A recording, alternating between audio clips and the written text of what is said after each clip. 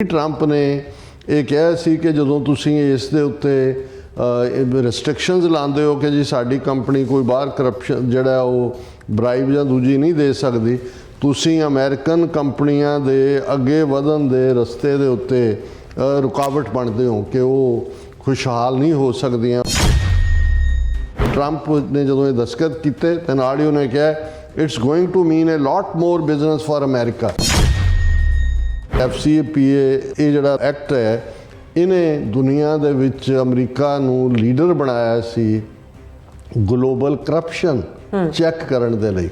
ਸੋ ਇਹਦਾ ਮਤਲਬ ਇਹ ਹੈ ਕਿ ਵੀ ਹੁਣ ਭਾਵੇਂ ਜੋ ਤੁਸੀਂ ਕਰਪਟ ਪ੍ਰੈਕਟਿਸਿਸ ਯੂਜ਼ ਕਰੋ, ਹੈਡ ਆਫ ਸਟੇਟਸ ਨੂੰ ਖਰੀਦੋ, ਉਹਨਾਂ ਦੇ ਘਰ ਭਰੋ, ਸਸਤਾ ਮਾਲ ਵੇਚੋ, ਇਹਨੇ ਖ਼ਤਮ ਕਰ ਦਿੱਤਾ ਹੈ।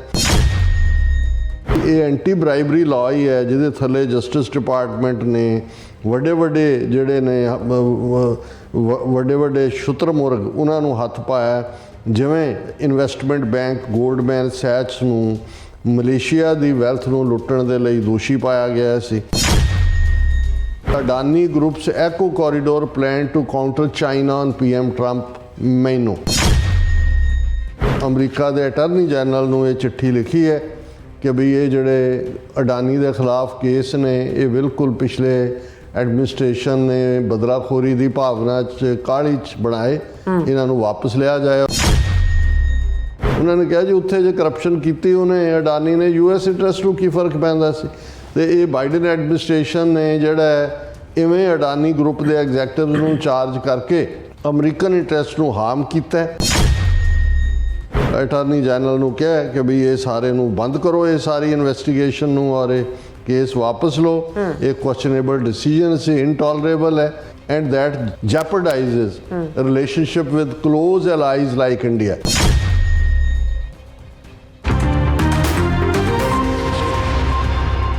ਵਾਹਿਗੁਰੂ ਜੀ ਕਾ ਖਾਲਸਾ ਵਾਹਿਗੁਰੂ ਜੀ ਕੀ ਫਤਿਹ। ਅਸਲਾਮ ਵਾਲੇਕਮ, ਆਦਾਬ, ਵਰਜ਼ਮਾਹਾਂ। ਤੁਹਾਡੀ ਹੋਸਟ ਨੀਲਮ ਕੌਰ ਤੇ ਮੈਂ ਟੀਵੀ ਵਿੱਚ ਸਾਰੇ ਦਰਸ਼ਕਾਂ ਤੇ ਸਰੋਤਿਆਂ ਨੂੰ ਜੀ ਆਇਆਂ ਕਹਿੰਦੀਆਂ ਪ੍ਰੋਗਰਾਮ ਸੱਚੋ ਸੱਚ ਵਿੱਚ, ਜਿਹੜੇ ਇਸ ਪ੍ਰੋਗਰਾਮ ਨਾਲ ਦੇਸ਼ਾਂ ਵਿਦੇਸ਼ਾਂ ਤੋਂ ਜੁੜ ਚੁੱਕੇ ਨੇ। ਖਾਲਸਾ ਅਫੇਅਰ ਸੈਂਟਰ ਦੇ ਸੰਚਾਲਕ ਡਾਕਟਰ ਅਮਰਜੀਤ ਸਿੰਘ ਦੀ ਸਟੂਡੀਓ 'ਚ ਮੇਰੇ ਨਾਲ ਸ਼ਾਮਿਲ ਨੇ। ਉਹਨਾਂ ਨਾਲ ਗੱਲਬਾਤ ਕਰਕੇ ਅੱਜ ਦੇ ਇਸ਼ੂਜ਼ ਪਰ ਉਹਨਾਂ ਤੋਂ ਉਹਨਾਂ ਦਾ ਤਜ਼ੀਆ ਜਾਣਦੇ ਹਾਂ। ਜੀ ਡਾਕਟਰ ਸਾਹਿਬ, ਵਾਹਿਗੁਰੂ ਜੀ ਕਾ ਖਾਲਸਾ ਵਾਹਿਗੁਰੂ ਜੀ ਕੀ ਫਤਿਹ। ਹਾਂਜੀ ਨੀਲਮ ਕੌਰ ਜੀ, ਤੁਹਾਨੂੰ ਵੀ ਤੇ ਦੁਨੀਆ ਭਰ 'ਚ ਬੈਠੇ ਸਾਡੇ ਬਹੁਤ ਹੀ ਪਿਆਰੇ ਸੋਹਣੇ ਸਿਆਣੇ TV 84 ਦੇ ਦਰਸ਼ਕਾਂ ਨੂੰ ਵੀ ਵਾਹਿਗੁਰੂ ਜੀ ਕਾ ਖਾਲਸਾ ਵਾਹਿਗੁਰੂ ਜੀ ਕੀ ਫਤਿਹ। ਸਾਡੇ ਬਹੁਤ ਹੀ ਪਿਆਰੇ ਮੁਸਲਮਾਨ ਭੈਣਾਂ ਭਰਾਵਾਂ ਨੂੰ ਅਸਲਾਮ ਅਲੈਕਮ।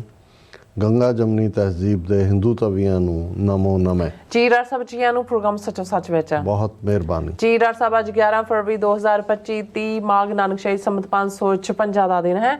ਤੇ ਡਾਕਟਰ ਸਾਹਿਬ, ਪ੍ਰੋਗਰਾਮ ਸ਼ੁਰੂ ਕਰਨ ਤੋਂ ਪਹਿਲਾਂ ਅਸੀਂ ਦਰਸ਼ਕਾਂ ਤੇ ਸਰੋਤਿਆਂ ਨੂੰ ਹਮੇਸ਼ਾ ਤਰ੍ਹਾਂ ਦੱਸਦੇ ਵਿਊਅਰਸ, ਜੇ ਤੁਸੀਂ ਹੱਕ ਸੱਚ ਇਨਸਾਫ ਤੇ ਪੈਰਾ ਦਿੰਦਾ ਇੱਕੋ ਇੱਕ ਚੈਨਲ TV 84 ਨੂੰ ਦੇਖਣਾ ਚਾਹੁੰਦੇ ਹੋ ਤਾਂ ਤੁਸੀਂ ਦੇਖ ਸਕਦੇ ਹੋ ਸਪੈਕਟਰਮ ਕੇਬਲ, ਆਰਸ਼ਨ cable, platform Canada, roku, Jadoo box, ਸ਼ਾਵਾ, ਫੇਸਬੁੱਕ TV 84 ਦੀ ਐਪ ਰਾਹੀਂ online streaming and IP box ਤੇ ਤੁਸੀਂ TV 84 ਨੂੰ ਦੇਖ ਸਕਦੇ ਹੋ।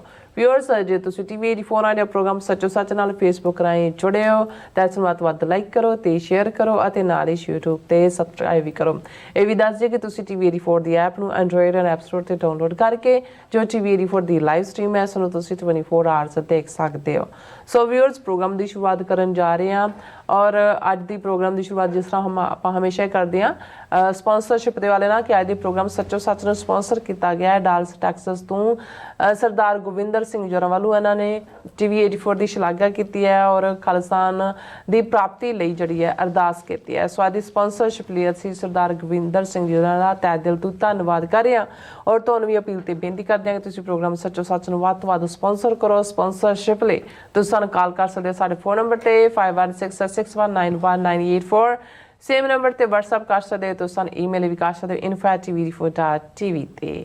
ਸੋ ਵਿਊਅਰਸ, ਪਹਿਲੇ ਸੈਗਮੈਂਟ ਦੇ ਵਿੱਚ ਆਪਾਂ ਗੱਲਬਾਤ ਕਰਨ ਜਾ ਰਹੇ ਹਾਂ ਕਿ ਮੋਦੀ ਦੀ ਵਾਸ਼ਿੰਗਟਨ ਫੇਰੀ ਤੋਂ ਠੀਕ ਪਹਿਲਾਂ ਪ੍ਰੈਜ਼ੀਡੈਂਟ ਟਰੰਪ ਨੇ ਮੋਦੀ ਦੇ ਯਾਰ ਅਡਾਨੀ ਨੂੰ ਰਾਹਤ ਦੇ ਹੀ ਦਿੱਤੀ ਹੈ ਔਰ ਟਰੰਪ ਨੇ ਅੱਜ ਪੱਤਰਕਾਰਾਂ ਦੇ ਸਾਹਮਣੇ 80ਵੇਂ ਐਗਜ਼ੈਕਟਿਵ ਆਰਡਰ ਤੇ ਦਸਤਖਤ ਕੀਤੇ ਹੈ। ਇਸ ਐਗਜ਼ੈਕਟਿਵ ਆਰਡਰ ਅਨੁਸਾਰ ਟਰੰਪ ਨੇ ਫੋਰਨ ਬ੍ਰਾਈਬਰੀ ਐਕਟ ਦੇ ਲਾਗੂ ਹੋਣ ਤੇ 6 ਮਹੀਨੇ ਦੀ ਜਿਹੜੀ ਰੋਕ ਲਗਾ ਦਿੱਤੀ ਹੈ ਔਰ ਇਸ ਐਕਟ ਤੇ ਮੁੜ ਨਜ਼ਰਸਾਨੀ ਕਰਨ ਲਈ ਅਟਾਰਨੀ ਜਨਰਲ ਨੂੰ ਕਿਹਾ ਹੈ।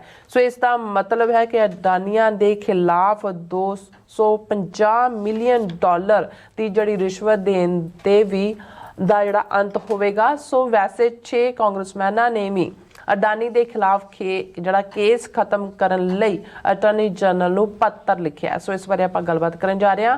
ਸੋ ਅਸੀਂ ਚਾਹਾਂਗੇ ਕਿ ਤੁਸੀਂ ਇਸੇ ਤਰ੍ਹਾਂ ਬਣੇ ਰਹਿਣਾ। ਦੇਖਣ ਸੁਣਨ ਲਈ ਤੁਹਾਡਾ ਸਭ ਦਾ ਬਹੁਤ ਬਹੁਤ ਧੰਨਵਾਦ ਜੀ। ਡਾਕਟਰ ਸਾਹਿਬ ਕੀ ਕਹਿਣਾ ਚਾਹੋਗੇ? ਸਭ ਤੋਂ ਪਹਿਲਾਂ ਤਾਂ ਅਸੀਂ ਅੱਜ ਦੇ ਪ੍ਰੋਗਰਾਮ ਨੂੰ ਸਪਾਂਸਰ ਕਰਨ ਲਈ ਆਪਣੇ ਵੀਰ ਗੋਵਿੰਦਰ ਸਿੰਘ ਡਾਲਸ ਟੈਕਸਾਸ ਉਹਨਾਂ ਦਾ ਸ਼ੁਕਰੀਆ ਅਦਾ ਕਰਦੇ ਹਾਂ ਜੀ। ਉਹ ਜਦੋਂ ਵੀ ਕਾਲ ਕਰਦੇ ਨੇ ਭਾਵੁਕ ਵੀ ਹੁੰਦੇ ਨੇ ਪਰ ਨਾਲ ਦੀ ਨਾਲ ਹੌਸਲਾ ਵੀ ਦਿੰਦੇ ਆ, ਕਹਿੰਦੇ ਨੇ ਕਿ ਸਾਡੇ ਯਾਰ ਡਾਕਟਰ ਰਣਜੀਤ ਸਿੰਘ ਦਾ ਲਾਇਆ ਬੂਟਾ ਹੈ, ਇਹਨੂੰ ਅਸੀਂ ਹਰਿਆ ਭਰਿਆ ਰੱਖਣਾ ਹੈ, ਇਸਨੇ ਫਲ ਦੇਣਾ ਹੈ ਔਰ ਤੁਸੀਂ ਬਿਲਕੁਲ ਪਰਵਾਹ ਨਾ ਕਰੋ, ਅਸੀਂ ਹਾਜ਼ਰ ਹੈ ਜੀ। ਸੋ ਉਹ ਆਪਣੇ ਤੌਰ ਦੇ ਉੱਤੇ ਵੀ ਔਰ ਲੋਕਲ ਕਮਿਊਨਿਟੀ ਦੇ ਵਿੱਚ ਵੀ ਹਮੇਸ਼ਾ ਉਹਨਾਂ ਦੀ ਕੋਸ਼ਿਸ਼ ਹੁੰਦੀ ਹੈ ਕਿ TV 84 ਦੇ ਲਈ ਵੱਧ ਤੋਂ ਵੱਧ ਫਾਈਨੈਂਸ਼ੀਅਲ ਹੈਲਪ ਕਰਵਾਈ ਜਾਏ। ਅਸੀਂ ਉਹਨਾਂ ਦਾ ਬਹੁਤ ਸ਼ੁਕਰੀਆ ਅਦਾ ਕਰਦੇ ਹਾਂ। ਬਹੁਤ ਕੱਲ੍ਹ ਦੇ ਪ੍ਰੋਗਰਾਮ ਦੇ ਉੱਤੇ ਵੀ ਸਾਨੂੰ ਪੋਜ਼ੀਟਿਵ ਇਨਪੁਟ ਮਿਲੀ ਹੈ। ਵਿਊਅਰਸ਼ਿਪ ਤਾਂ ਚਲੋ ਹੈ ਹੀ ਹੈ, ਲੇਕਿਨ ਜਦੋਂ ਬਹੁਤ ਸਾਰੇ ਵੀਰ ਪਰਸਨਲੀ ਵੀ ਕਾਲ ਕਰਕੇ ਜਿਹੜਾ ਇਸ ਕਿਸੇ ਵੀ ਸੈਗਮੈਂਟ ਦੇ ਉੱਤੇ ਟਿੱਪਣੀ ਕਰਨ ਤਾਂ ਮੈਨੂੰ ਖੁਸ਼ੀ ਵੀ ਹੁੰਦੀ ਹੈ ਔਰ ਮੈਂ ਇਹ ਸਮਝਦਾ ਵੀ ਸਾਡੇ ਲਈ ਇਨਪੁਟ ਵੀ ਹੁੰਦੀ ਹੈ ਕਿ ਜਿਸ ਡਾਇਰੈਕਸ਼ਨ ਦੇ ਵਿੱਚ ਗੱਲਬਾਤ ਹੋ ਰਹੀ ਹੈ ਇਸ ਵੇਲੇ ਇਹ ਠੀਕ ਹੈ ਵੀ ਪਿਛਲੇ 12-13 ਸਾਲਾਂ ਤੋਂ ਅਸੀਂ ਇਸ ਸਫ਼ਰ ਦੇ ਪਾਉਂਦੇ ਹਾਂ, ਖਾਸ ਤੌਰ 'ਤੇ TV 84 ਦੇ ਨਾਲ। ਲੇਕਿਨ ਮੈਨੂੰ ਇਹ ਲੱਗਦਾ ਹੈ ਕਿ ਵੀ ਆਮ ਸਿੱਖਾਂ 'ਚ ਵੀ ਹੁਣ ਇੱਕ ਤਬਕਾ ਖਾਸ ਤੌਰ 'ਤੇ ਇੰਟੈਲੈਕਚੁਅਲੀ ਮੈਚਿਓਰ ਹੈ, ਜਿਨ੍ਹਾਂ ਦੇ ਵਿੱਚ ਇੰਟਰਨੈਸ਼ਨਲ ਪੋਲੀਟਿਕਸ ਨੂੰ ਦੇਖਣ ਦੀ, ਸਮਝਣ ਦੀ, ਉਸ ਨੂੰ ਡੀਕੋਡ ਕਰਨ ਦੀ। ਜਦੋਂ ਅਸੀਂ ਡੀਕੋਡ ਕਹਿੰਦੇ ਹਾਂ ਤਾਂ ਇਸ ਦਾ ਇੱਕ ਹੁੰਦਾ ਹੈ ਕਿ ਵੀ ਪਲੇਨ ਕੰਧ 'ਤੇ ਲਿਖਿਆ ਹੈ, ਇੱਕ ਹੁੰਦਾ ਵੀ ਤੁਸੀਂ ਉਸ ਮੈਸੇਜ ਨੂੰ ਸਮਝਣ ਦੀ ਕੋਸ਼ਿਸ਼ ਕਰਦੇ ਹੋ ਕਿ ਇਸ ਦੇ ਬਿਹਾਈਂਡ ਕੀ ਹੈ ਔਰ ਐਸਾ ਕੀ ਹੈ ਜਿਹੜਾ ਕਿਹਾ ਨਹੀਂ ਗਿਆ। ਸੋ ਇਹ ਬੇਸ਼ੱਕ ਕੁਝ ਅਜੇ ਛੋਟਾ ਗਰੁੱਪ ਹੈ, ਵਾਸਟ ਮੈਜੋਰਿਟੀ ਤਾਂ ਅਜੇ ਵੀ ਚੱਕ ਲਓ ਰੱਖ ਲਓ ਵਾਲੀ ਜਿਹੜੀ ਹੈ ਮੀਡੀਆ ਲਾਈਨ ਨੂੰ ਹੀ ਪਸੰਦ ਕਰਦੀ ਹੈ। ਪਰ ਮੈਂ ਸਮਝਦਾ ਵੀ ਜਦੋਂ ਕਿਸੇ ਕੌਮ ਦੇ ਵਿੱਚ ਭਾਵੇਂ ਛੋਟਾ ਤਬਕਾ ਹੀ ਜਿਹੜਾ ਹੈ ਉਹ ਜਾਗਰੂਕ ਹੋਏ ਔਰ ਉਹ ਇਸ਼ੂਜ਼ ਨੂੰ ਸਮਝਣ ਦੀ ਔਰ ਡੀਕੋਡ ਕਰਨ ਦੀ ਔਰ ਇੰਟਰਨੈਸ਼ਨਲੀ ਅਸੀਂ ਕਿੱਥੇ ਖੜ੍ਹੇ ਹਾਂ ਇਹ ਸਾਰੇ ਨੂੰ ਰਿਲੇਟ ਕਰ ਸਕੇ ਤੇ ਸਮਝੋ ਵੀ ਉਹੀ ਕੌਮ ਦਾ ਥਿੰਕ ਟੈਂਕ ਹੈ। ਬਹੁਤ ਵਾਰ ਇਹ ਲਫ਼ਜ਼ ਮੇਰੇ ਖਿਆਲ ਹੈ 50 ਸਾਲ ਤੋਂ ਸਾਡੇ ਹਲਕਿਆਂ ਦੇ ਵਿੱਚ ਚੱਲਦਾ ਰਿਹਾ ਜੀ ਸਿੱਖਾਂ ਦਾ ਕੋਈ ਥਿੰਕ ਟੈਂਕ ਹੋਣਾ ਚਾਹੀਦਾ। ਉਹ ਤਾਂ ਇੱਕ ਸਟੇਜ ਦੇ ਉੱਤੇ ਚੰਡੀਗੜ੍ਹ ਦੇ ਕੁਝ ਸਿੱਖ ਇੰਟੈਲੈਕਚੁਅਲ ਇਕੱਠੇ ਹੋਏ ਜਿਨ੍ਹਾਂ ਨੇ ਜਿਹੜਾ ਐਬਸਟਰੈਕਟਸ ਆਫ ਸਿੱਖ ਸਟੱਡੀਜ਼ ਦੇ ਥੱਲੇ ਇੱਕ ਪਬਲੀਕੇਸ਼ਨ ਵੀ ਕੱਢੀ। ਪਰ ਬਹੁਤ ਜਲਦੀ ਉਹ ਜਿਹੜੇ ਬੁੱਧੀਜੀਵੀ ਸੀ ਉਹ ਵੀ ਆਪਸ ਦੇ ਵਿੱਚ ਇੱਕ ਦੋ ਤੁਰ ਗਏ ਜਿਹੜੇ ਕੀ ਬੰਦੇ ਸੀ, ਬਾਕੀ ਆਪਸ 'ਚ ਹੀ ਖਹਿਬੜਨ ਲੱਗ ਗਏ ਤੇ ਨਤੀਜੇ ਦੇ ਤੌਰ 'ਤੇ ਬੁੱਧੀਜੀਵੀ ਵੀ ਜਿਹੜੇ ਨੇ ਉਹ ਬੁੱਧੂਜੀਵੀ ਹੋ ਕੇ ਹੀ ਐਂਡ ਹੋਏ। ਲੇਕਿਨ ਪਿਛਲੇ ਪੀਰੀਅਡ ਦੇ ਵਿੱਚ ਸੋਸ਼ਲ ਮੀਡੀਆ ਨੇ ਬੇਸ਼ੱਕ ਜਿਵੇਂ ਮੈਂ ਹਮੇਸ਼ਾ ਇਹ ਕਹਿੰਦਾ ਵੀ ਇਹ ਦੋ ਧਾਰੀ ਤਲਵਾਰ ਹੈ, ਇੱਕ ਪਾਸੇ ਮਿਸਇਨਫੋਰਮੇਸ਼ਨ, ਡਿਸਇਨਫੋਰਮੇਸ਼ਨ, ਜਿਹਦੀ ਮਰਜ਼ੀ ਪੱਗ ਲਾਉਣ ਦੀ ਲਾਈਨ ਜਾਂ ਦੂਜੀ ਹੈ, ਪਰ ਦੂਸਰੇ ਪਾਸੇ ਇਹ ਵੀ ਹੈ ਵੀ ਇਸ ਦੇ ਉੱਤੇ ਬਿਨਾਂ ਖਰਚ ਕੀਤਿਆਂ ਜਿਨ੍ਹਾਂ ਨੇ ਆਪਣਾ ਪੋਜ਼ੀਟਿਵ ਜਿਹੜਾ ਨੈਰੇਟਿਵ ਦੇਣ ਦੀ ਕੋਸ਼ਿਸ਼ ਕੀਤੀ ਉਸ ਦੇ ਵੀ ਬਾਇਰ ਬਣੇ। ਔਰ ਇਹੀ ਕਾਰਨ ਹੈ ਕਿ ਵੀ ਦੀਪ ਸਿੱਧੂ ਹੋਏ ਜਾਂ ਬਾਅਦ ਦੇ ਵਿੱਚ ਭਾਈ ਅੰਮ੍ਰਿਤਪਾਲ ਸਿੰਘ ਹੋਣ, ਉਹਨਾਂ ਨੇ ਆਪਣੇ ਇਹ ਸੋਸ਼ਲ ਮੀਡੀਆ ਦੀ ਭਰਪੂਰ ਵਰਤੋਂ ਕੀਤੀ ਔਰ ਉਹਨਾਂ ਦਾ ਮੈਸੇਜ ਵੀ ਦੂਰ ਦੂਰ ਤੱਕ ਪਹੁੰਚਿਆ। ਔਰ ਅਸੀਂ ਵੀ ਜਦੋਂ ਡਿਜੀਟਲ ਮੀਡੀਆ ਜਾਂ ਇਲੈਕਟ੍ਰੋਨਿਕ ਮੀਡੀਆ ਇਸ ਲਾਈਨ ਨੂੰ ਅਡਾਪਟ ਕੀਤਾ, ਅੱਜ ਬੇਸ਼ੱਕ ਕੇਬਲ ਜਾਂ ਡਿਸ਼ ਟੋਟਲੀ ਇਰਰੈਲੇਵੈਂਟ ਹੋ ਗਈ ਹੈ ਔਰ ਉਹੀ IP ਬਾਕਸ ਦੇ ਉੱਤੇ ਹੀ ਹੁਣ ਸਾਰੇ ਚੈਨਲ ਇੱਕ ਸਟੇਜ ਦੇ ਉੱਤੇ ਕੰਡੀਸ਼ਨ ਹੁੰਦੀ ਸੀ ਜਿਹੜੇ ਤੁਹਾਨੂੰ ਡਿਸ਼ ਦੇ ਉੱਤੇ ਲਿਆਉਂਦੇ ਸੀ ਕਿ ਨਹੀਂ ਤੁਸੀਂ IP ਬਾਕਸ 'ਤੇ ਨਹੀਂ ਜਾ ਸਕਦੇ। ਹੁਣ ਇਹ ਹੈ ਕਿ ਵੀ ਸੋਸ਼ਲ ਮੀਡੀਆ ਨੇ ਬਾਕੀ ਸਾਰੇ ਮੀਡੀਆ ਨੂੰ ਦੂਜੇ TV ਔਰ ਦੂਜੇ ਜਿਹੜੇ ਨੇ ਉਹ ਵੀ ਉਹਨਾਂ ਦੀਆਂ ਸਟੋਰੀਆਂ ਬਾਏ ਕਰਕੇ ਲਾਉਂਦੇ ਨੇ। ਸੋ ਸਾਨੂੰ ਇਸ ਗੱਲ ਦੀ ਖੁਸ਼ੀ ਹੈ। ਮੈਂ ਤਾਂ ਇਸ ਸਾਰੇ ਸਫ਼ਰ ਨੂੰ 40 ਸਾਲ ਤੋਂ ਲਗਭਗ ਇੱਕ ਐਜ਼ ਏ ਐਕਟਿਵਿਸਟ ਦੇਖਿਆ ਔਰ ਪਿਛਲੇ ਆਲਮੋਸਟ 13 ਸਾਲਾਂ ਤੋਂ 13ਵਾਂ ਸਾਲ ਹੈ ਜਦੋਂ ਅਸੀਂ TV 84 ਦੇ ਪਲੇਟਫਾਰਮ ਤੋਂ ਦੇਖਿਆ। ਪਰ ਇਸ ਵੇਲੇ ਇੱਕ ਬੇਸ਼ੱਕ ਉਹ ਛੋਟਾ ਤਬਕਾ ਹੈ, ਪਰ ਜਿਨ੍ਹਾਂ ਨੂੰ ਤੁਹਾਨੂੰ ਕੋਈ ਗੱਲ ਹੁਣ ਸਮਝਾਉਣ ਦੀ ਲੋੜ ਨਹੀਂ ਪੈਂਦੀ, ਉਹ ਤੁਹਾਨੂੰ ਦੱਸ ਰਹੇ ਹੁੰਦੇ ਨੇ ਕਿ ਜੀ ਇਹਦਾ ਮਤਲਬ ਇਹ ਵੀ ਹੋ ਸਕਦਾ, ਇਹ ਗੱਲ ਇੱਧਰ ਨੂੰ ਜਾਏਗੀ, ਇਹ ਗੱਲ ਉੱਧਰ ਨੂੰ ਜਾਏਗੀ। ਅਡਾਨੀ, ਇੱਕ ਜ਼ਮਾਨਾ ਸੀ ਜਦੋਂ ਅਸੀਂ ਗਰੋ ਹੋ ਰਹੇ ਸੀ ਤਾਂ ਉਦੋਂ ਇਹ ਹੁੰਦਾ ਸੀ, ਜਦੋਂ ਸਾਡੇ ਬਜ਼ੁਰਗਾਂ ਦੀ ਜਨਰੇਸ਼ਨ ਨੇ ਡਿਸਕਸ਼ਨ ਦੇ ਉੱਤੇ ਬੈਠਣਾ ਜਾਂ ਡਾਈਨਿੰਗ ਟੇਬਲ ਦੇ ਉੱਤੇ ਗੱਲਬਾਤ ਹੋਣੀ ਤਾਂ ਉਹਨਾਂ ਨੇ ਕਹਿਣਾ ਕਿ ਜੀ ਸਰਕਾਰ ਕਾਹਦੀ ਹੈ ਜੀ, ਇਹਨੂੰ ਤਾਂ ਬਿਰਲੇ ਟਾਟੇ ਹੀ ਚਲਾ ਰਹੇ ਨੇ। ਕਿਉਂਕਿ ਉਹਨਾਂ ਉੱਤੇ ਜਦੋਂ ਕਿਸੇ ਮੁੰਡੇ ਨੇ ਜਾਂ ਬੱਚੇ ਨੇ ਕੋਈ ਫਰਮਾਇਸ਼ ਪਾਉਣੀ ਪਿਓ ਨੂੰ ਕਿ ਬਈ ਇਹ ਲੈ ਦੇ, ਉਹਨੇ ਕਹਿਣਾ ਮੈਂ ਬਿਰਲਾ ਟਾਟਾ ਨਹੀਂ। ਸੋ ਮਤਲਬ ਬਿਰਲਾ ਟਾਟਾ ਅਮੀਰੀ ਦੇ ਨਾਂ ਵੀ ਸੀ, ਜ਼ਾਹਰ ਹੈ ਬਿਰਲਾ ਹਿੰਦੂ ਸੀ, ਟਾਟਾ ਪਾਰਸੀ ਸੀ, ਪਰ ਇਹ ਸੀ ਕਿ ਵੀ ਜਿਹੜੀ ਸਰਕਾਰ ਹੈ ਜਿਸ ਨੂੰ ਇਹੀ ਫਾਈਨੈਂਸ ਕਰਦੇ ਨੇ ਤੇ ਅਲਟੀਮੇਟਲੀ ਜਿੰਨੀਆਂ ਸਰਕਾਰੀ ਯੋਜਨਾਵਾਂ ਨੇ ਉਹਨਾਂ ਦਾ ਫਾਇਦਾ ਇਹਨਾਂ ਨੂੰ ਹੀ ਹੁੰਦਾ ਹੈ। ਵਕਤ ਪਾ ਕੇ ਜਿਉਂ-ਜਿਉਂ RSS ਦੀ ਸਰਦਾਰੀ ਹੋਈ, 2014 ਤੱਕ ਪਹੁੰਚਦਿਆਂ ਨਰਿੰਦਰ ਮੋਦੀ ਪ੍ਰਾਈਮ ਮਿਨਿਸਟਰ ਬਣਿਆ ਤੇ ਫਿਰ ਅੰਬਾਨੀਆਂ ਅਡਾਨੀਆਂ ਦਾ ਨਾਂ ਗੂੰਜਣ ਲੱਗਾ। ਹਾਲਾਂ ਅੰਬਾਨੀਆਂ ਦਾ ਤੇ ਅਡਾਨੀਆਂ ਦਾ ਕਦੇ ਕਦਾਈ ਉਹ ਫਰੈਂਡਲੀ ਮੈਚ ਵੀ ਸ਼ੋਅ ਕਰ ਦਿੰਦੇ ਨੇ ਕਿ ਜੀ ਕੰਪੀਟੀਟਰ ਨੇ ਜਾਂ ਦੂਜੇ ਨੇ, ਪਰ ਹੈ ਜਿਹੜੇ ਨੇ ਅਲਟੀਮੇਟਲੀ ਇਹਨਾਂ ਨੇ ਹੀ RSS ਨੂੰ ਪਾਵਰ 'ਚ ਲਿਆਉਣ ਲਈ ਵੀ ਬਹੁਤ ਵੱਡਾ ਅਮਾਊਂਟ ਇਨਵੈਸਟ ਕੀਤਾ। ਉਹ ਭਾਵੇਂ ਅੱਡ ਕੋਈ ਵਿਵੇਕਾਨੰਦ ਫਾਊਂਡੇਸ਼ਨ ਅਜੀਤ ਡੋਵਾਲ ਦੇ ਥੱਲੇ ਹੋਏ ਜਾਂ ਕੋਈ ਹੋਰ ਪਲੇਟਫਾਰਮ ਜਿਹੜੇ ਨੇ ਉਹਨਾਂ ਨੇ ਖੜੇ ਕੀਤੇ, ਜਿਨ੍ਹਾਂ 'ਚੋਂ ਅੰਨਾ ਹਜ਼ਾਰੇ ਜਾਂ ਕੇਜਰੀਵਾਲ ਵਰਗੇ ਨਿਕਲੇ ਔਰ ਦੂਸਰਿਆਂ ਦਾ ਢੰਗਾਂ ਤਰੀਕਿਆਂ ਰਾਹੀਂ ਵੀ। ਲੇਕਿਨ ਇਹਦੇ 'ਚ ਕੋਈ ਸ਼ੱਕ ਨਹੀਂ ਹੈ ਕਿ ਪੈਸੇ ਦੇ ਮਾਮਲੇ ਦੇ ਵਿੱਚ ਅੰਬਾਨੀ ਅਡਾਨੀ ਦੀ ਹੀ ਇਨਵੈਸਟਮੈਂਟ ਹੈ ਜਿਹਨੇ RSS ਨੂੰ ਜਿਹੜਾ ਇੱਕ ਸਟੇਜ ਤੇ ਪਾਰਲੀਮੈਂਟ ਦੇ ਵਿੱਚ 85 ਦੀਆਂ ਚੋਣਾਂ 84 ਐਂਡ ਦੀਆਂ ਚੋਣ 'ਚ 2 ਸੀਟਾਂ BJP ਦੇ ਕੋਲ ਸੀ, ਪਰ ਕਿਵੇਂ ਉਹਨਾਂ ਨੇ ਅੱਡ ਪ੍ਰੋਜੈਕਟ ਫਾਈਨੈਂਸ ਕੀਤੇ। ਉਹ ਅਡਵਾਨੀ ਦੀ ਰੱਥ ਯਾਤਰਾ ਸੀ ਜਾਂ ਹੋਰ ਇਹ ਸਾਰੇ ਪੀਰੀਅਡ 'ਚ ਉਹਨਾਂ ਨੇ ਕਿਵੇਂ ਕਿਸ ਲੈਵਲ ਦੇ ਉੱਤੇ ਜਿਹੜਾ ਸੁਸਾਇਟੀ ਨੂੰ ਵੀ ਕਰਪਟ ਕੀਤਾ, ਨਫ਼ਰਤ ਨੂੰ ਵੀ ਫੈਲਾਇਆ। ਔਰ ਅੱਜ ਇੱਕ ਸਟੋਰੀ ਸੀ ਦਾ ਹਿੰਦੂ ਦੇ ਵਿੱਚ ਕਿ ਰਾਮਾਇਣ ਜਿਹੜਾ ਟੈਲੀਵਿਜ਼ਨ ਦੇ ਉੱਤੇ ਲਗਭਗ 1.5 ਸਾਲ ਚੱਲਿਆ, ਸ਼ਾਇਦ 86-87 ਪੀਰੀਅਡ ਦੇ ਵਿੱਚ, ਤੇ ਉਸ ਸਟੋਰੀ ਦਾ ਟਾਈਟਲ ਹੀ ਇਹ ਸੀ ਕਿ ਕਿਵੇਂ ਰਾਮਾਇਣ ਸੀਰੀਅਲ ਨੇ ਸਮੁੱਚੇ ਭਾਰਤ ਦੇ ਵਿੱਚ ਪੂਰਬ ਤੋਂ ਪੱਛਮ ਤੱਕ ਤੇ ਉੱਤਰ ਤੋਂ ਦੱਖਣ ਤੱਕ ਹਿੰਦੂ ਆਈਡੈਂਟੀਟੀ ਦਾ ਅਹਿਸਾਸ ਪੈਦਾ ਕੀਤਾ। ਹੁਣ ਤੁਸੀਂ ਰਾਮਾਇਣ ਸੀਰੀਅਲ ਦੇਖੋ, ਉਹਨਾਂ ਜ਼ਮਾਨਿਆਂ 'ਚ ਕਿਉਂਕਿ ਉਦੋਂ ਇਹ ਹੁੰਦਾ ਸੀ ਕਿ ਬਾਜ਼ਾਰਾਂ 'ਚ ਸੜਕਾਂ 'ਤੇ ਇਵੇਂ ਹੁੰਦਾ ਸੀ ਜਿਵੇਂ ਉਹ ਪੰਜਾਬੀ ਦੇ ਐਕਸਪ੍ਰੈਸ਼ਨ ਹੈ ਕਿ ਕੋਈ ਭੂਤ ਫਿਰ ਗਿਆ ਹੋਏ।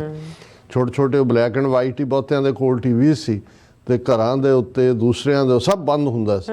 ਔਰ ਉਹਨੂੰ ਕਿਸ ਲੈਵਲ ਦੇ ਉੱਤੇ ਜਿਹੜਾ ਹੈ ਉਹ ਜਿਹੜਾ ਕਿਹਨਾਂ ਨੇ ਉਸ ਦੇ ਉੱਤੇ ਕਿੰਨਾ ਖਰਚ ਕੀਤਾ, ਪੈਸਾ ਕਿੱਥੋਂ ਆਇਆ ਔਰ ਕਿਸ ਕਿਸਮ ਹਾਲਾਂ ਰਾਮਾਨੰਦ, ਜਿਹਨੇ ਸ਼ਾਇਦ ਰਾਮਾਨੰਦ ਹੀ ਸੀ ਨਾਂ ਉਹਦਾ, ਜਿਹਨੇ ਕਦੇ ਫਿਲਮੀ ਦੁਨੀਆ ਦੇ ਵਿੱਚ ਆਂਖੇ ਔਰ ਦੂਸਰੀਆਂ ਤੀਸਰੀਆਂ ਫਿਲਮਾਂ ਦੇ ਲਈ ਜਾਣਿਆ ਜਾਂਦਾ ਸੀ।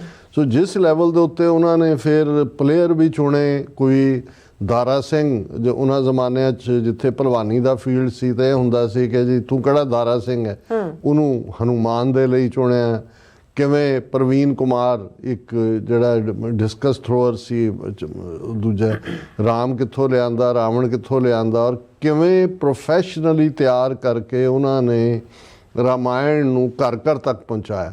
ਹੁਣ ਗੱਲ ਕੱਲੀ ਰਾਮਾਇਣ ਤਾਂ ਉੱਥੇ ਐਗਜ਼ਿਸਟ ਕਰਦੀ ਸੀ, ਤੁਲਸੀਦਾਸ ਦੀ ਰਾਮਾਇਣ 16ਵੀਂ ਸਦੀ ਦੀ ਹੈ, ਵਾਲਮੀਕ ਰਾਮਾਇਣ ਉਸ ਤੋਂ ਵੀ ਪਹਿਲਾਂ, ਪਰ ਉਹਨਾਂ ਨੇ ਸਭ ਤੋਂ ਕਾਮਯਾਬੀ ਨਾਲ ਹਿੰਦੂ ਤਵੀਆਂ ਨੇ, RSS ਨੇ ਇਸ TV ਮੀਡੀਆ ਨੂੰ, ਟੈਲੀਮੀਡੀਆ ਨੂੰ ਯੂਜ਼ ਕੀਤਾ ਆਪਣਾ ਜਿਹੜਾ ਮੈਸੇਜ ਦੇਣ ਦੇ ਲਈ।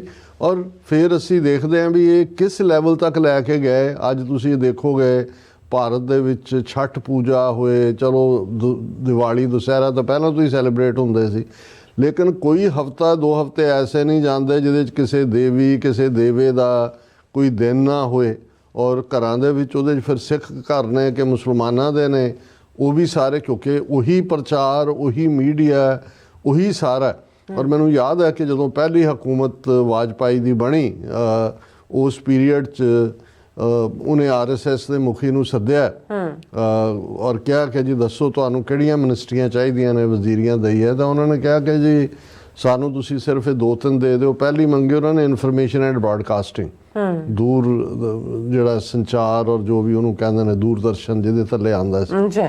ਦੂਸਰੀ ਉਹਨਾਂ ਨੇ ਮੰਗੀ ਹਿਊਮਨ ਡਿਵੈਲਪਮੈਂਟ, ਜਿਹਦੇ ਥੱਲੇ ਮੁਰਲੀ ਮਨੋਹਰ ਜੋਸ਼ੀ ਨੂੰ ਲਾਇਆ। ਉਹਦੇ ਥੱਲੇ ਯੂਨੀਵਰਸਿਟੀਆਂ ਔਰ ਦੂਸਰੀਆਂ ਸੀ, ਔਰ information and broadcasting Sushma Swaraj, ਔਰ ਇੱਕ ਹੋਮ ਮਿਨਿਸਟਰੀ ਅਡਵਾਨੀ ਦੀ। ਜੀ। ਸੋ ਮਤਲਬ ਉਹਨਾਂ ਨੇ ਕਿਹਾ ਜੀ ਫਾਈਨੈਂਸ, ਫੋਰਨ ਅਫੇਅਰ, ਉਹ ਕਹਿੰਦੇ ਜੀ ਕੋਈ ਨਹੀਂ, ਉਹਦੀ ਆ ਦਿਓ, ਕਿਉਂਕਿ ਉਹਨਾਂ ਨੂੰ ਇਸ ਗੱਲ ਦੀ ਸਮਝ ਸੀ ਕਿ ਲੜਾਈ ਅਲਟੀਮੇਟਲੀ ਨੈਰੇਟਿਵ ਦੀ ਹੈ।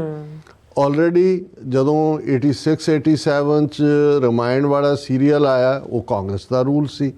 ਉਦੋਂ ਤਾਂ ਰਾਜੀਵ ਗਾਂਧੀ ਔਰ ਬਾਅਦ ਦੇ ਵਿੱਚ ਦੂਸਰੇ ਤੁਰੇ ਆਏ।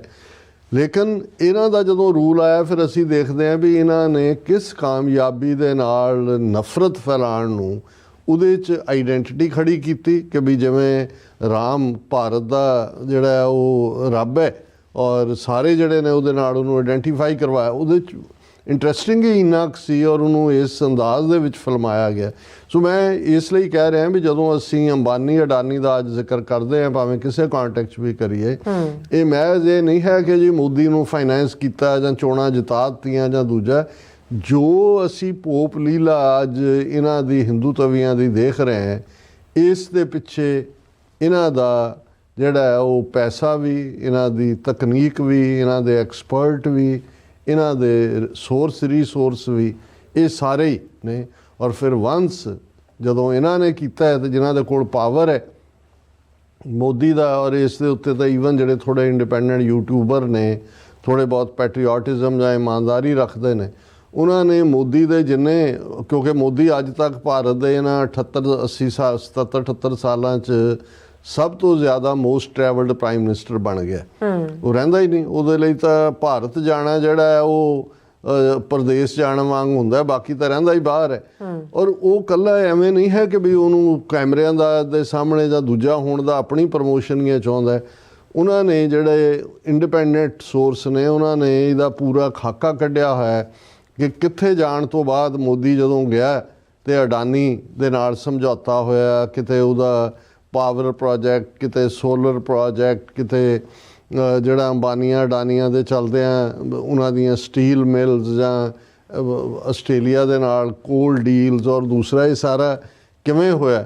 ਔਰ ਇਹ ਜਦੋਂ ਇੱਕ ਝਟਕਾ ਲੱਗਾ ਅਕਤੂਬਰ-ਨਵੰਬਰ 'ਚ ਪਿਛਲੇ ਸਾਲ, ਜਦੋਂ ਕਿ ਅਮਰੀਕਾ ਦੇ ਵਿੱਚ ਇਹ ਉਹਨਾਂ ਦੇ ਉੱਤੇ ਅਡਾਨੀਆਂ ਦੇ ਉੱਤੇ ਚਾਰਜ ਲੱਗੇ, ਕਿਉਂਕਿ ਅਮਰੀਕਨ ਇਸ ਮਾਮਲੇ ਦੇ ਵਿੱਚ ਇਹਨਾਂ ਦਾ ਜਿਹੜਾ ਵਾਚ ਡੌਗ ਸੀ ਕਿ ਵੀ ਜਿਹਦੇ 'ਚ ਕੋਈ ਵੀ ਫੋਰਨ ਇਨਵੈਸਟਮੈਂਟ ਜਿਹੜੀ ਹੈ, ਜੇ ਤੁਸੀਂ ਅਮਰੀਕਨ ਟੈਕਸ ਪੇਅਰ ਮਨੀ ਦੇ ਨਾਲ ਜਾਂ ਇਨਵੈਸਟਰਸ ਦੇ ਨਾਲ ਕਰਦੇ ਹੋ, ਜਾਂ ਜਿਹਦੇ 'ਚ ਅਮਰੀਕਨ ਇੰਟਰਸਟ ਇਨਵੋਲਵ ਨੇ, ਜੇ ਉਹਦੇ 'ਚ ਤੁਸੀਂ ਬਰਾਈਬ ਦਾ ਇਸਤੇਮਾਲ ਕਰਦੇ ਹੋ, ਤੇ ਇਹ ਜਿਹੜਾ ਇੱਕ ਆਫੈਂਸ ਹੈ। ਤੇ ਜਦੋਂ ਇਹਨਾਂ ਦੇ ਖਿਲਾਫ ਅਡਾਨੀ ਔਰ ਉਹਦੇ ਭਤੀਜਾ ਸਾਗਰ ਔਰ 6-7 ਦੇ ਖਿਲਾਫ ਇੱਥੇ ਚਾਰਜ ਫਾਈਲ ਹੋਏ, ਤੇ ਇੱਕਦਮ ਹਾਹਾਕਾਰ ਮਚ ਗਈ, ਕਿਉਂਕਿ ਇਕੱਲੇ ਚਾਰਜ ਨਹੀਂ ਹੋਏ, ਅਰੈਸਟ ਵਾਰੰਟ ਜਾਰੀ ਹੋਏ। ਫਿਰ ਅਸੀਂ ਦੇਖਦੇ ਹਾਂ ਵੀ ਕੀਨੀਆ ਨੇ ਸਮਝੌਤਾ ਜਿਹੜਾ ਖਾਰਜ ਕੀਤਾ, ਸ੍ਰੀਲੰਕਾ ਨੇ ਉਸ ਦੇ ਉੱਤੇ ਸਵਾਲ ਚੁੱਕ ਕੇ ਖਾਰਜ ਕੀਤਾ, ਬੰਗਲਾਦੇਸ਼ ਨੇ ਕੀਤਾ, ਹੋਰ ਮੁਲਕਾਂ ਦੇ ਵਿੱਚ ਵੀ ਹੋਇਆ। ਉਦੋਂ ਫਿਰ ਸਾਹਮਣੇ ਆਇਆ ਕਿ ਭਾਈ ਇਹ ਮੋਦੀ ਜਿਹੜਾ ਕਦੇ ਕੀਨੀਆ ਬੜਿਆ, ਕਦੇ ਸ੍ਰੀਲੰਕਾ ਗਿਆ, ਜਾਂ ਕਦੇ ਬੰਗਲਾਦੇਸ਼ ਗਿਆ, ਉਹ ਤੇ ਇਹਦੇ ਅਡਾਨੀ ਦੇ ਇੰਟਰਸਟ ਨੂੰ ਹੀ ਪ੍ਰਮੋਟ ਕਰ ਰਿਹਾ ਸੀ। ਹੁਣ ਜਦੋਂ ਅਡਾਨੀ ਕਾਬੂ ਆ ਗਿਆ, ਵਾਰੰਟ ਵੀ ਆ ਗਏ, ਜ਼ਾਹਰ ਹੈ ਕਿ ਵੀ ਨੈਕਸਟ ਪ੍ਰੋਸੈਸ ਐਕਸਟ੍ਰੈਡੀਸ਼ਨ ਦੀ ਹੋਣੀ ਸੀ, ਔਰ ਬਹੁਤ ਸਾਰੀ ਫਰਦਰ ਇਨਵੈਸਟਮੈਂਟ ਦੇ ਦਰਵਾਜ਼ੇ ਬੰਦ ਹੋ ਗਏ। ਤੇ RSS ਦੇ ਖੈਮੇ ਦੇ ਵਿੱਚ ਤਾਂ ਵੱਡੀ ਭਗਦੜ ਮਚੀ ਕਿ ਵੀ ਇਹਨੂੰ ਕਿਵੇਂ ਆਫ ਦਾ ਹੁੱਕ ਕੀਤਾ ਜਾਏ। ਹੁਣ ਬਾਈਡਨ ਐਡਮਿਨਿਸਟ੍ਰੇਸ਼ਨ ਗੋਇੰਗ ਸੀ ਆਲਰੇਡੀ, ਜਦੋਂ ਚਾਰਜਸ ਫਾਈਲ ਹੋ ਗਏ ਉਸ ਦੇ ਥੱਲੇ ਬਹੁਤਾ ਕੁਛ ਤਾਂ ਕੀਤਾ ਨਹੀਂ ਸੀ ਜਾ ਸਕਦਾ। ਔਰ ਹੁਣ ਜਦੋਂ ਅਸੀਂ ਟਰੰਪ ਐਡਮਿਨਿਸਟ੍ਰੇਸ਼ਨ ਦੇ ਆਉਣ ਦੇ ਮੌਕੇ ਇਹ ਦੇਖ ਰਹੇ ਸੀ ਕਿ ਬਈ ਕਿਹੜੇ-ਕਿਹੜੇ, ਕਿਉਂਕਿ ਦੋ ਮੁੱਦੇ ਜਿਨ੍ਹਾਂ ਦੇ ਵਿੱਚ ਅਮਰੀਕਾ ਨਾਲ ਜਿਹੜੇ ਭਾਰਤ ਦੇ ਸਬੰਧਾਂ 'ਚ ਜਿਹੜੀ ਹੈ ਉਹ ਕਸ਼ੀਦਗੀ ਆਈ ਜਾਂ ਉਸ ਦੇ ਵਿੱਚ ਕੁੜਿੱਤਣ ਆਈ, ਉਹਦੇ 'ਚ ਜ਼ਾਹਰ ਹੈ ਕਿ ਅਡਾਨੀ ਦੇ ਕੇਸ ਤੋਂ ਵੀ ਪਹਿਲਾਂ ਟਰਾਂਸਨੈਸ਼ਨਲ ਰਿਪਰੈਸ਼ਨ ਦਾ ਮੁੱਦਾ 2023 ਦਾ ਗੁਰਪਤਵੰਤ ਪੰਨੂ ਮਰਡਰ ਪਲਾਟ, ਜਿਸ ਦੇ ਥੱਲੇ ਅਸੀਂ ਬਿਆਨਦੇ ਹੀ ਹਾਂ ਕਿ ਨਿਖਿਲ ਗੁਪਤਾ ਸਾਲ ਦੇ ਐਫਰਟ ਬਾਅਦ ਉਹਨੂੰ ਐਕਸਟ੍ਰਾਡਾਈਟ ਕੀਤਾ, ਔਰ American justice department, FBI, homeland security. So ਇਹ ਬਾਹਰਲੇ ਮੁਲਕ ਦਾ ਅਮਰੀਕਾ ਦੀ ਸੋਇਲ ਦੇ ਉੱਤੇ ਅਮਰੀਕਨ ਸਿਟੀਜ਼ਨ ਦੇ ਕਤਲ ਦਾ ਕੇਸ ਸੀ, ਜਿਸ ਨੂੰ ਜ਼ਾਹਰ ਹੈ ਕਿ ਵੀ ਅਰੇਂਜਮੈਂਟ ਵੀ ਹੋਈ ਔਰ ਟਰਾਇਲ 'ਚ ਵੀ ਜਾ ਰਿਹਾ ਹੈ ਔਰ ਰਾਹ ਵੀ ਉਹਦੇ 'ਚ ਇਨਵੋਲਵ ਹੋਣ ਦੀ ਗੱਲ ਆਈ ਜਦੋਂ ਕਿ ਉਹਨਾਂ ਦੇ ਵਿਕਾਸ ਯਾਦਵ ਦਾ ਜ਼ਿਕਰ ਆਇਆ ਔਰ ਵਿਕਾਸ ਯਾਦਵ ਦੀ ਐਕਸਟ੍ਰੈਡੀਸ਼ਨ ਨੈਕਸਟ ਸਟੈਪ ਹੋਣਾ ਸੀ। ਹੁਣ ਤਾਂ ਪਤਾ ਨਹੀਂ ਕਿੱਧਰ ਨੂੰ ਇਹ ਗੱਲ ਜਾਏਗੀ। ਔਰ ਫਿਰ ਉਸ ਤੋਂ ਬਾਅਦ ਅਸੀਂ 4 ਮਹੀਨੇ ਪਹਿਲਾਂ ਦੇਖਦੇ ਹਾਂ ਕਿ ਵੀ ਇਹ ਜਿਹੜਾ ਅਡਾਨੀ ਦੇ ਉੱਤੇ ਆਇਆ ਕੇਸ ਜਿਹਦੇ ਥੱਲੇ ਵਾਰੰਟ ਗ੍ਰਿਫਤਾਰੀ। ਅੱਛਾ। ਔਰ ਇਸ ਸਾਰੇ ਦੇ ਚਲਦਿਆਂ ਮੋਦੀ ਨੂੰ ਇਗਨੋਰ ਕਰਨਾ ਟਰੰਪ ਵੱਲੋਂ ਇਨੋਗ੍ਰੇਸ਼ਨ ਦੇ ਉੱਤੇ ਨਾ ਸੱਦਣਾ, ਕਿਉਂਕਿ ਮੋਦੀ ਨੇ ਉਹਨੂੰ ਮਿਲਣ ਤੋਂ ਨਾ ਕਰ ਦਿੱਤੀ ਸੀ, ਇਹ ਆਪਣੀ ਥਾਂ ਤੇ ਚੱਲ ਰਿਹਾ ਸੀ, ਇਹਦੇ ਤੇ ਵੀ ਅਸੀਂ ਜ਼ਿਕਰ ਕਰਦੇ ਰਹੇ। ਹੁਣ ਜਦੋਂ ਕਿ ਫਾਈਨਲੀ ਪਹਿਲਾ ਵਿਜ਼ਿਟ ਇਜ਼ਰਾਈਲ ਦੇ ਪ੍ਰਾਈਮ ਮਿਨਿਸਟਰ ਦਾ ਹੋਇਆ, ਫਿਰ ਅਸੀਂ ਦੇਖਦੇ ਹਾਂ ਕਿ ਵੀ ਜਾਰਡਨ, ਹਾਲਾਂਕਿ ਇਹ ਸੀ ਕਿ ਸ਼ਾਇਦ ਜਾਰਡਨ ਦੇ ਕਿੰਗ ਨੇ ਬਾਅਦ 'ਚ ਆਉਣਾ ਹੈ, ਉਹਨਾਂ ਦੀ ਵੀ ਜਿਹੜੀ ਆ ਉਹ ਜਾਰਡਨ ਦੇ ਵਿਜ਼ਿਟ ਹੋਈ। ਔਰ ਹੁਣ ਪਰਸੋਂ ਯਾਨੀ ਕਿ 13 ਫਰਵਰੀ ਨੂੰ ਮੋਦੀ ਆ ਰਹੇ। ਸੋ ਉਸ ਤੋਂ ਪਹਿਲਾਂ ਇਹ ਰਿਹਾ ਕਿ ਜੀ ਐਸ ਜੈ ਸ਼ੰਕਰ ਦਸੰਬਰ 'ਚ ਇੱਥੇ ਇਨੋਗ੍ਰੇਸ਼ਨ ਦੇ ਲਈ ਸੱਦਾ ਲੈਣ ਲਈ ਵੀ ਬੈਠਾ ਰਿਹਾ, ਫਿਰ ਇੱਥੇ ਆਇਆ 2-3 ਚੱਕਰ। ਔਰ ਇਹ ਸੀ ਕਿ ਵੀ ਇਹ ਮੋਦੀ ਦੇ ਆਮਦ ਦੇ ਉੱਤੇ ਟਰੰਪ ਮੋਦੀ ਰਿਲੇਸ਼ਨਸ਼ਿਪ ਕੀ ਹੋਏਗੀ, ਇਹਦੇ 'ਚੋਂ ਕੀ। ਔਰ ਬਹੁਤ ਵਾਰੇ ਹੁੰਦਾ ਵੀ ਜਿਹੜੇ ਫਾਈਨਲ ਦੌਰੇ ਹੁੰਦੇ ਨੇ ਜਿਨ੍ਹਾਂ ਨੂੰ ਜਿਹੜੇ ਇਨਵੀਟੇਸ਼ਨ ਦੇ ਉੱਤੇ ਹੁੰਦੇ ਨੇ, ਇੱਕ ਤਾਂ ਸਾਈਡਲਾਈਨ ਮੀਟਿੰਗਸ ਹੁੰਦੀਆਂ, ਜਿਵੇਂ ਹੁਣ ਪੈਰਿਸ ਹੈ, ਪੈਰਿਸ ਦੇ ਵਿੱਚ ਆਰਟੀਫਿਸ਼ੀਅਲ ਇੰਟੈਲੀਜੈਂਸ ਸਮਿਟ ਹੋਈ, ਉਹਦੇ 'ਚ ਵਾਈਸ ਪ੍ਰੈਜ਼ੀਡੈਂਟ ਵੈਂਸ ਵੀ ਗਿਆ ਹੋਇਆ ਅਮਰੀਕਾ ਦਾ, ਉਹਦੀ ਘਰ ਵਾਲੀ ਊਸ਼ਾ ਵੀ ਗਈ ਹੋਈ ਹੈ, ਉਹਨਾਂ ਦੇ ਬੱਚੇ ਵਿਵੇਕ ਦਾ ਜਨਮ ਦਿਨ ਸੀ, ਮੋਦੀ ਵੀ ਉੱਥੇ ਪਹੁੰਚਿਆ ਹੋਇਆ ਤੋਹਫੇ ਲੈ ਕੇ, ਉਹਨੂੰ ਵਧਾਈ ਦੇ ਰਹੀ ਹੈ, ਉਹ ਉਹਨਾਂ ਨੂੰ ਦੇ ਰਹੇ ਨੇ, ਉਹਦੀ ਤਾਰੀਫ ਕਰ ਰਿਹਾ। ਇਹ ਜਿਹੜੀਆਂ ਸਾਈਡਲਾਈਨ ਮੀਟਿੰਗਸ ਨੇ ਇਹ ਜੈਸਚਰਸ ਵੀ ਹੁੰਦੇ ਨੇ ਤੇ ਇੱਕ ਦੂਜੇ ਨੂੰ ਟੋਹਣਾ ਵੀ ਹੁੰਦਾ ਹੈ। ਇਵੇਂ ਹੀ ਯੂਕੇ ਦਾ ਵੀ ਪ੍ਰਾਈਮ ਮਿਨਿਸਟਰ ਗਿਆ ਹੋਇਆ ਔਰ ਬਾਕੀ।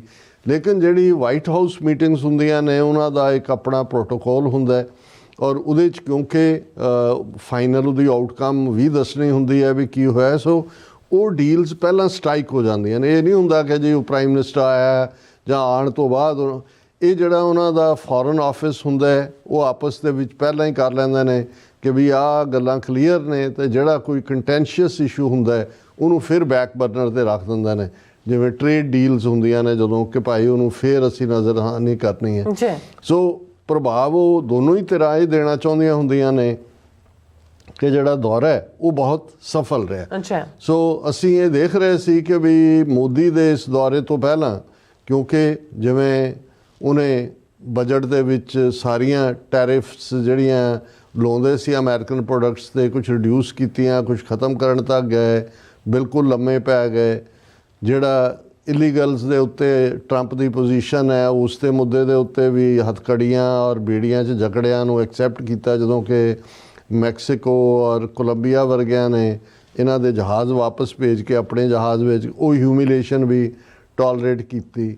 ਔਰ ਇਹ ਸਾਰੇ ਦੇ ਚੱਲਦਿਆਂ ਹੁਣ ਇਹ ਸੀ ਕਿ ਵੀ ਇਹ ਜਿਹੜੇ ਦੋ ਮੁੱਦੇ ਨੇ, ਅਡਾਨੀ ਦੇ ਖਿਲਾਫ ਜਿਹੜਾ ਕੇਸ ਹੈ ਪਲੱਸ ਟਰਾਂਸਨੈਸ਼ਨਲ ਰਿਪਰੈਸ਼ਨ ਦਾ, ਇਸ ਦੇ ਉੱਤੇ ਟਰੰਪ ਐਡਮਿਨਿਸਟ੍ਰੇਸ਼ਨ ਦੀ ਕੀ ਟੇਕ ਹੋਏਗੀ।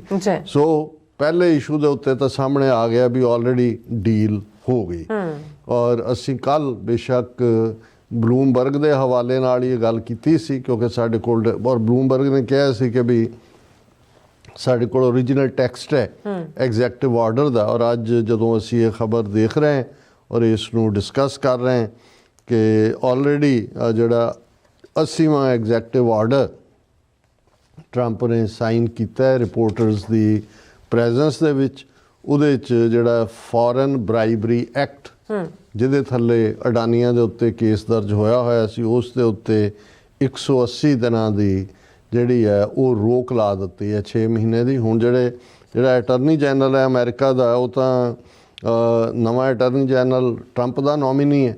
ਸੋ ਉਹਨੂੰ ਉਹਨਾਂ ਨੇ ਕਿਹਾ ਕਿ ਵੀ ਇਹ ਜਿਹੜਾ 6 ਮਹੀਨੇ ਦੇ ਲਈ ਤੁਸੀਂ ਇਸ ਦੇ ਉੱਤੇ ਜਿਹੜਾ ਦੁਬਾਰਾ ਨਜ਼ਰਸਾਨੀ ਕਰੋ, ਕਿਉਂਕਿ ਜਿਹੜਾ ਅਡਾਨੀਆਂ ਦੇ ਉੱਤੇ ਜਿਹੜੇ ਚਾਰਜਸ ਹੈ US security and exchange commission ਦੇ ਥੱਲੇ ਔਰ US ਅਟਾਰਨੀ ਜਨਰਲ ਦਾ ਆਫਿਸ ਈਸਟਰਨ ਡਿਸਟ੍ਰਿਕਟ ਨਿਊਯਾਰਕ ਦਾ, ਜਿਨ੍ਹਾਂ ਨੇ ਬਰਾਈਬਰੀ ਦੇ ਉੱਤੇ ਲਾਇਆ। ਔਰ ਇਸ ਹਾਲਾਂ ਮੀਡੀਆ ਇਹ ਕਹਿ ਰਿਹਾ ਵੀ ਕਿਉਂਕਿ ਇਹ ਆਲਰੇਡੀ ਰਜਿਸਟਰਡ ਕੇਸ ਹੈ ਕਿ ਵੀ ਜਿਹੜਾ ਪੌਜ਼ ਹੈ ਜਾਂ ਉਹਦੇ ਤੇ ਉਹਨੂੰ ਰਿਵਿਊ ਕਰਨ ਦੀ ਗੱਲ ਹੈ, ਉਹ ਤਾਂ ਫਿਊਚਰ ਦੇ ਕੇਸਾਂ ਨੂੰ ਪ੍ਰਭਾਵਿਤ ਕਰਦਾ ਹੈ। ਪਰ ਜਦੋਂ ਮੈਂ ਇਸ ਦੀ ਵਰਡਿੰਗ ਦੇਖਦਾ ਕਿ ਟਰੰਪ ਦੇ ਆਰਡਰ ਦੀ, ਸੋ ਮੈਨੂੰ ਲੱਗਦਾ ਹੈ ਕਿ ਇਸ ਦਾ ਐਡਵਾਂਟੇਜ ਪੂਰਾ ਅਡਾਨੀ ਗਰੁੱਪ ਨੂੰ ਮਿਲੇਗਾ। ਔਰ ਇਹ ਜਿਹੜਾ ਔਰ ਇਹ ਵੀ ਹੈ ਕਿ ਵੀ ਇਹ ਅਨਕਲੀਅਰ ਹੈ ਕਿ ਇਹ ਜਿਹੜਾ ਆਰਡਰ ਹੈ ਉਹ ਕਿਵੇਂ ਅਡਾਨੀ ਗਰੁੱਪ ਦੇ ਕੇਸ ਨੂੰ ਪ੍ਰਭਾਵਿਤ ਕਰੇਗਾ। ਭਾਵੇਂ ਉਹ ਨਵੀਂ ਇਨਵੈਸਟੀਗੇਸ਼ਨ ਜਾਂ ਐਨਫੋਰਸਮੈਂਟ ਐਕਸ਼ਨ ਦੀ ਗੱਲ ਕਰਦਾ ਹੈ ਔਰ ਨਿਊ ਗਾਈਡਲਾਈਨਸ ਜਸਟਿਸ ਡਿਪਾਰਟਮੈਂਟ ਨੂੰ ਦੇਣ ਦੀ ਗੱਲ ਕਰਦਾ ਹੈ, ਔਰ ਇਸ ਆਰਡਰ ਦੇ ਮੁਤਾਬਕ ਕਿ ਵੀ ਈਵਨ ਹਾਲ ਦੀ ਘੜੀ 6 ਮਹੀਨੇ ਦਾ ਪੌਜ਼ ਹੈ, ਪਰ ਇਸ ਪੌਜ਼ ਨੂੰ ਅੱਗੇ ਵੀ ਵਧਾਇਆ ਜਾ ਸਕਦਾ, ਜਿਹੜਾ ਓਬਵੀਅਸਲੀ ਵਧਾਇਆ ਜਾਏਗਾ। ਔਰ ਇਹ ਜਿਹੜਾ ਅਟਾਰਨੀ ਜਨਰਲ ਹੈ ਅਮਰੀਕਾ ਦਾ ਨੋਮੀਨੀ ਟਰੰਪ ਦਾ, ਜਿਹਦੀ ਕਨਫਰਮੇਸ਼ਨ ਹੋ ਚੁੱਕੀ ਹੈ ਸੈਨੇਟ ਦੇ ਵਿੱਚ, ਮਿਸਟਰ ਪਾਮ ਬੌਂਡੀ, ਟਰੰਪ ਲਾਇਲਿਸਟ ਹੈ। ਔਰ ਉਹਨਾਂ ਨੇ ਕਿਹਾ ਇਸ ਆਰਡਰ ਦੇ ਥੱਲੇ ਕਿ ਇਸ ਦੇ ਉੱਤੇ ਜਿਹੜਾ ਕੋਈ ਵੀ ਨਵੀਂ ਇਨਵੈਸਟੀਗੇਸ਼ਨ ਨਾ ਓਪਨ ਕੀਤੀ ਜਾਏ ਜਦੋਂ ਤੱਕ ਨਵੀਆਂ ਗਾਈਡਲਾਈਨਸ ਇਨ ਪਲੇਸ ਨਹੀਂ ਹੁੰਦੀਆਂ। ਔਰ ਇਹ ਜਿਹੜੇ ਆਲਰੇਡੀ ਰਜਿਸਟਰਡ ਵੀ ਨੇ ਉਹਨਾਂ 'ਚ ਵੀ ਰੈਮੇਡੀਅਲ ਮੇਸ਼ਰ ਵਿਦ ਰਿਸਪੈਕਟ ਟੂ ਇਨਐਪਰੋਪ੍ਰੀਏਟ ਇਨਵੈਸਟੀਗੇਸ਼ਨਸ, ਕਿ ਜਿਹੜੀਆਂ ਇਨਵੈਸਟੀਗੇਸ਼ਨਸ ਪਹਿਲਾਂ ਨੇ ਜੇ ਉਹ ਐਪਰੋਪ੍ਰੀਏਟ ਨਹੀਂ ਹੋਈਆਂ ਤੇ ਉਹਨਾਂ ਦੇ ਉੱਤੇ ਜਿਹੜਾ ਰੈਮੇਡੀਅਲ ਮੇਸ਼ਰ ਦਾ ਮਤਲਬ ਹੈ ਕਿ ਉੱਥੇ ਤੁਸੀਂ ਰਾਹਤ ਦਿਓ।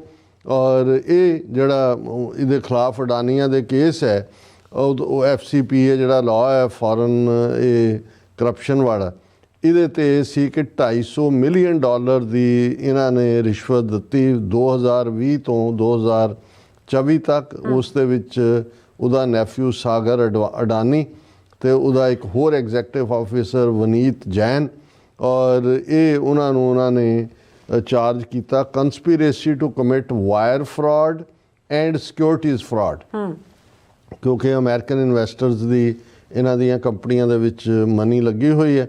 ਔਰ 5 ਹੋਰ ਜਿਹੜੇ ਨੇ ਉਹਨਾਂ ਦੇ ਉੱਤੇ ਚਾਰਜ FCPA ਨੂੰ ਵਾਇਲੇਟ ਕਰਨ ਦੇ ਨੇ।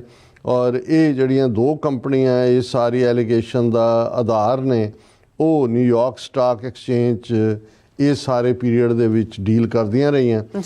ਹੁਣ ਇਹ ਜਿਹੜਾ ਨਵਾਂ ਐਗਜ਼ੈਕਟਿਵ ਆਰਡਰ ਟਰੰਪ ਨੇ ਜਾਰੀ ਕੀਤਾ ਹੈ, ਉਸ ਤੋਂ ਜਦੋਂ ਪਹਿਲੀ ਟਰਮ ਸੀ ਟਰੰਪ ਦੀ, ਉਦੋਂ ਵੀ ਟਰੰਪ ਨੇ ਇਹ ਕਿਹਾ ਸੀ ਕਿ ਜਦੋਂ ਤੁਸੀਂ ਇਸ ਦੇ ਉੱਤੇ ਰਿਸਟ੍ਰਿਕਸ਼ਨਸ ਲਾਉਂਦੇ ਹੋ ਕਿ ਜੀ ਸਾਡੀ ਕੰਪਨੀ ਕੋਈ ਬਾਹਰ ਕਰਪਸ਼ਨ ਜਿਹੜਾ ਉਹ ਬਰਾਈਬ ਜਾਂ ਦੂਜੀ ਨਹੀਂ ਦੇ ਸਕਦੀ, ਤੁਸੀਂ ਅਮਰੀਕਨ ਕੰਪਨੀਆਂ ਦੇ ਅੱਗੇ ਵਧਣ ਦੇ ਰਸਤੇ ਦੇ ਉੱਤੇ ਰੁਕਾਵਟ ਬਣਦੇ ਹੋ ਕਿ ਉਹ ਖੁਸ਼ਹਾਲ ਨਹੀਂ ਹੋ ਸਕਦੀਆਂ, ਕਿਉਂਕਿ ਜਿੱਥੋਂ ਦਾ ਜੋ ਵਰਤਾਰਾ ਹੈ ਉੱਥੇ ਉਹਨਾਂ ਨੇ ਉਵੇਂ ਹੀ ਕਰਨਾ। ਹੁਣ ਇਸ ਆਰਡਰ ਤੋਂ ਬਾਅਦ ਜਿਹੜੀ ਦੁਨੀਆ ਦੀ ਗਲੋਬਲ ਹੈ ਟਰਾਂਸਪੇਰੈਂਸੀ ਇੰਟਰਨੈਸ਼ਨਲ ਸੰਸਥਾ, ਉਹਨਾਂ ਨੇ ਇਸ ਦੇ ਉੱਤੇ ਅਫਸੋਸ ਦਾ ਇਜ਼ਹਾਰ ਕੀਤਾ।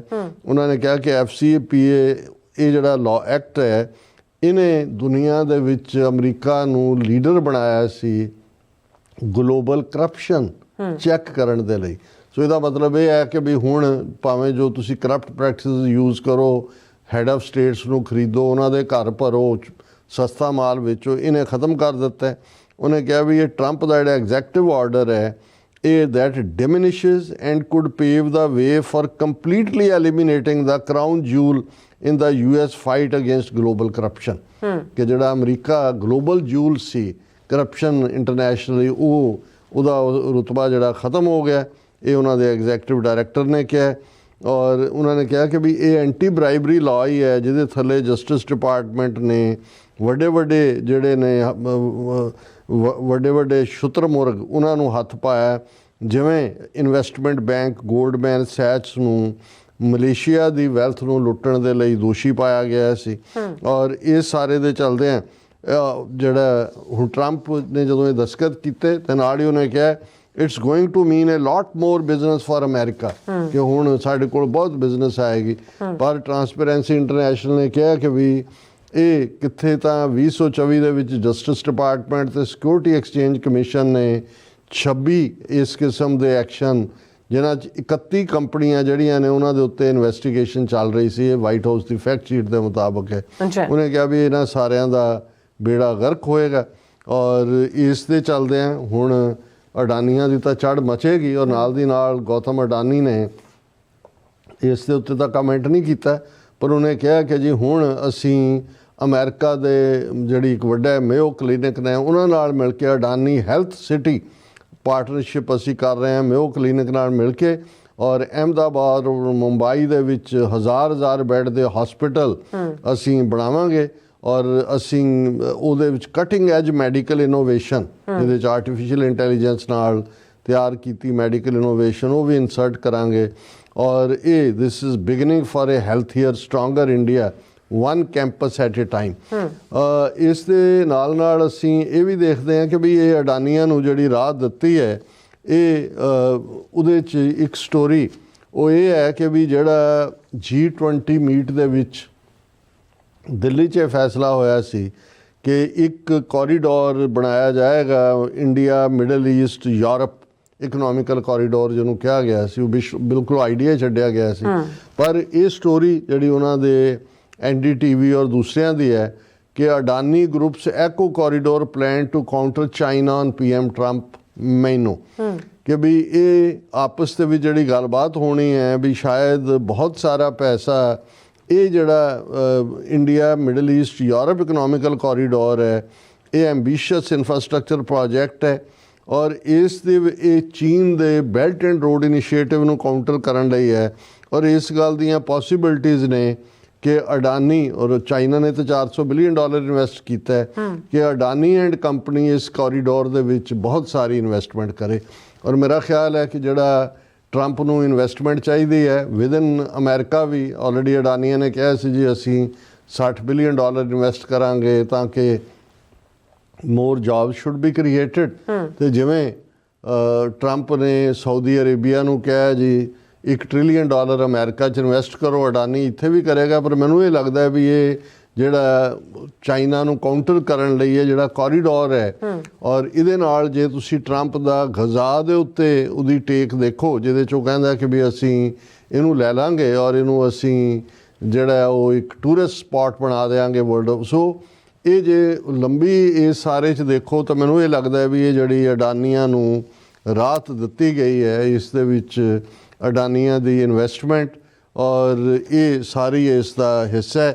ਔਰ ਨਾਲ ਦੀ ਨਾਲ ਕਿਉਂਕਿ ਪ੍ਰੈਸ਼ਰ ਇੱਕ ਲੈਵਲ ਤੇ ਨਹੀਂ ਹੁੰਦਾ, ਜੇ ਇਧਰ ਟਰੰਪ ਨੇ ਐਗਜ਼ੈਕਟਿਵ ਆਰਡਰ ਕਰਕੇ ਇਹਨੂੰ ਆਫ ਦਾ ਹੁੱਕ ਕੀਤਾ ਤੇ ਨਾਲ ਦੀ ਨਾਲ ਇਹ ਸਟੋਰੀ ਹੈ ਕਿ 6 ਕਾਂਗਰਸਮੈਨ ਅਮਰੀਕਾ ਦੇ ਕਰੰਟ ਹਾਊਸ ਦੇ ਜਿਨ੍ਹਾਂ ਦੇ ਵਿੱਚ congressman Lance Gooden, congressman Pat Fallon, Mike Haridopolos, congressman Brandon Gill, William R Timmons ਔਰ ਬ੍ਰਾਇਨ ਰੋਬਿਨ, ਉਹਨਾਂ ਨੇ ਜਿਹੜਾ ਅਮਰੀਕਾ ਦੇ ਅਟਾਰਨੀ ਜਨਰਲ ਨੂੰ ਇਹ ਚਿੱਠੀ ਲਿਖੀ ਹੈ ਕਿ ਵੀ ਇਹ ਜਿਹੜੇ ਅਡਾਨੀ ਦੇ ਖਿਲਾਫ ਕੇਸ ਨੇ ਇਹ ਬਿਲਕੁਲ ਪਿਛਲੇ ਐਡਮਿਨਿਸਟ੍ਰੇਸ਼ਨ ਨੇ ਬਦਲਾਖੋਰੀ ਦੀ ਭਾਵਨਾ 'ਚ ਕਾਹਲੀ 'ਚ ਬਣਾਏ, ਇਹਨਾਂ ਨੂੰ ਵਾਪਸ ਲਿਆ ਜਾਏ। ਔਰ ਇਹ ਪੂਰੀ PTI ਦੀ ਉਹਨਾਂ ਦੀ ਆਪਣੀ ਪ੍ਰੈਸ ਟਰਸਟ ਆਫ ਇੰਡੀਆ ਨਿਊਜ਼ ਏਜੰਸੀ ਦੀ ਖਬਰ ਹੈ।